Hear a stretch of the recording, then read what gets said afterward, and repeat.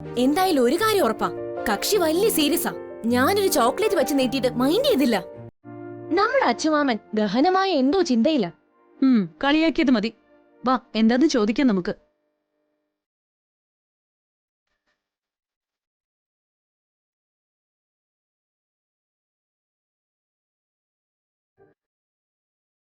അച്ചൂട്ടാ,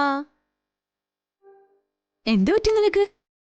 എന്താ നീ ഇങ്ങനെ പിണങ്ങി വന്ന് ഒറ്റയ്ക്കിരിക്കുന്നത്? എന്റെ അച്ഛൻ എവിടെയുള്ളത്?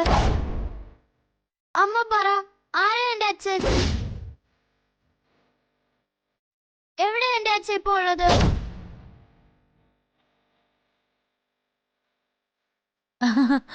ആ, അതോ? അത് മോന്റെ അച്ഛനുണ്ട്. വരൂ ഉടനെ. വെറുതെ ഉണ്ടെന്ന് പറഞ്ഞാ പോരാ, എവിടെയുണ്ട്? എന്താ എന്റെ അച്ഛന്റെ ജോലി? എന്റെ അച്ഛന്റെ പേരെന്താ? അത് പറ. മോന്റെ അച്ഛൻ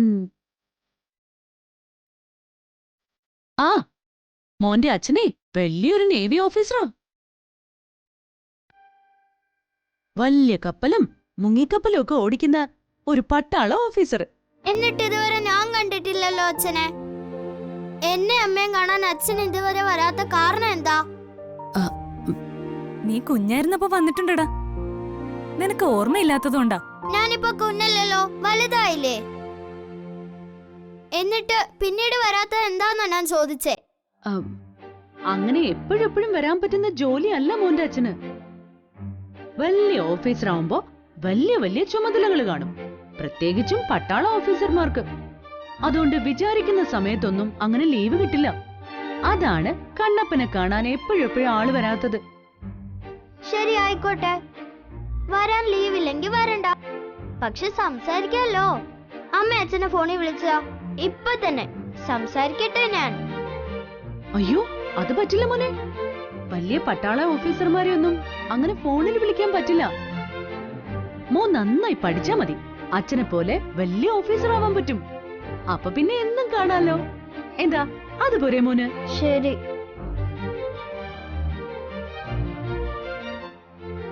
ഞാൻ വലിയ പരീക്ഷയൊക്കെ പാസ്സായി വലിയൊരു പട്ടാള ഓഫീസറാവും, നോക്കിക്കോ. എന്നിട്ട് വേണം ടിഷു ടിഷു ടിഷു ടിഷു ടിഷു ശത്രുക്കളെയൊക്കെ വെടിവെച്ച് തോൽപ്പിക്കാൻ. അത് തന്നെ, അങ്ങനെ വേണം ആൺകുട്ടികള്. ഇനി അച്ചൂട്ടമ്മ, നമുക്ക് അത്താഴം കഴിക്കാം.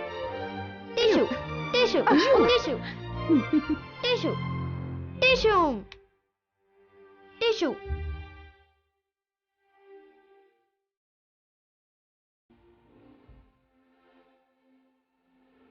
വേറെ എന്ത് ചോദിച്ചാലും വാങ്ങിക്കൊടുക്കാമായിരുന്നു. ഈ അച്ഛനെ ഞാൻ ഇനി എവിടെ പോയി ഉണ്ടാക്കും? ആകെ പെട്ട മട്ടാണല്ലോ എന്റെ ഈശ്വര. ആ കല്യാണ വീട്ടിൽ വന്ന ആരോ കൊളുത്തി വിട്ടതാണെന്ന് തോന്നുന്നു വല്യേച്ചി.